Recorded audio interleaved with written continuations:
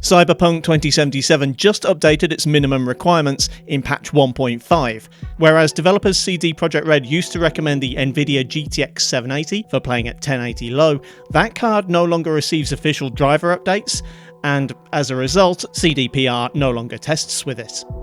The new minimum spec for nVidia cards is the GTX 970, a card I reviewed pretty recently and still have on hand. Given the update, I thought it was worth taking a deeper look into the GTX 970 in Cyberpunk and see just how well the game runs on its bare minimum recommended GPU.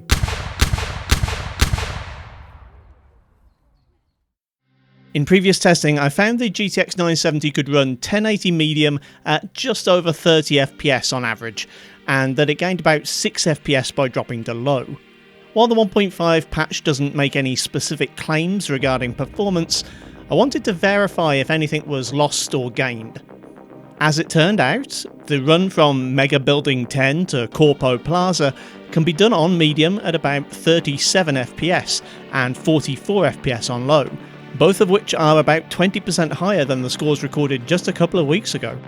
Despite the apparently improved performance, 1080 high may still be a little over-ambitious, but for those who are curious, the GTX 970 averages 25 FPS and dropped to about 19 at the low end.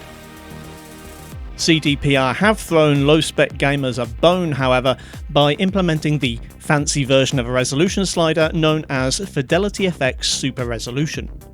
I took a little time to make the same benchmark run a few times at various quality settings and levels of FSR scaling, starting again from 1080 high.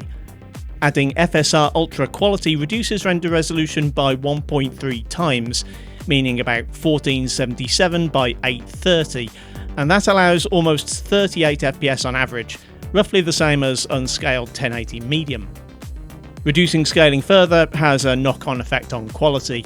The FSR Quality mode has a 1.5x scale factor, equivalent to 1280 by 720, and sees FPS increase to 43.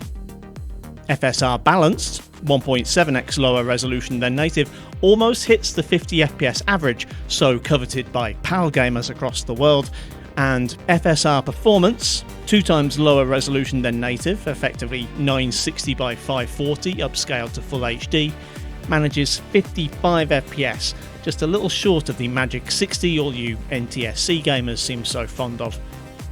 There is a final FSR setting, Ultra Performance, but I couldn't find a scaling factor for it.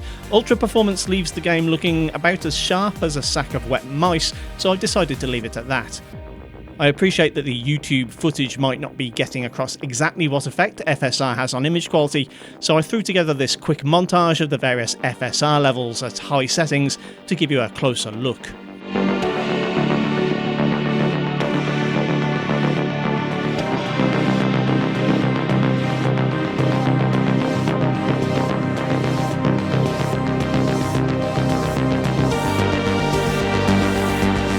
Starting from 1080 medium, which without FSR was 37 FPS, adding ultra quality scaling sees over 10 more frames per second, averaging almost 49.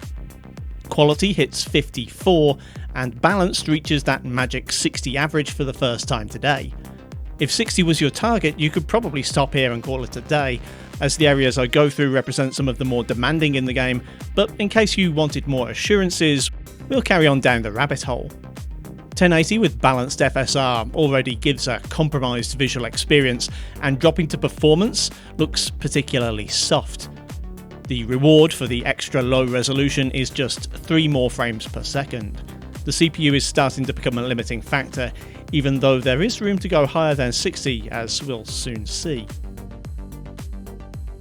1080 low is actually the quality setting CDPR recommends for the GTX 970, and again it scores an average FPS of about 44. Adding ultra quality FSR actually almost reaches 60 FPS, and dropping FSR to quality more than achieves it with an average of 63. Balanced is starting to look pretty ropey, but FPS increases by 5 to 68, and FSR performance is achieving an average of 74 at the cost of looking like you're playing on a cloud server across a particularly shitty internet connection. To conclude then, it seems clear that the GTX 970 is more than capable of obtaining a playable experience in Cyberpunk. I don't know if CDPR specifically targeted this GPU for some optimization with this patch, but from my testing it seems to have gained about 20% performance over its pre-patch status. On another positive note, during a couple of hours of testing, I don't think I saw a single major bug, so maybe CDPR has finally turned things around and I spoke too soon, didn't I? Okay. Thanks for watching, kindly do the usual YouTube things if you feel so inclined, and I'll see you next time.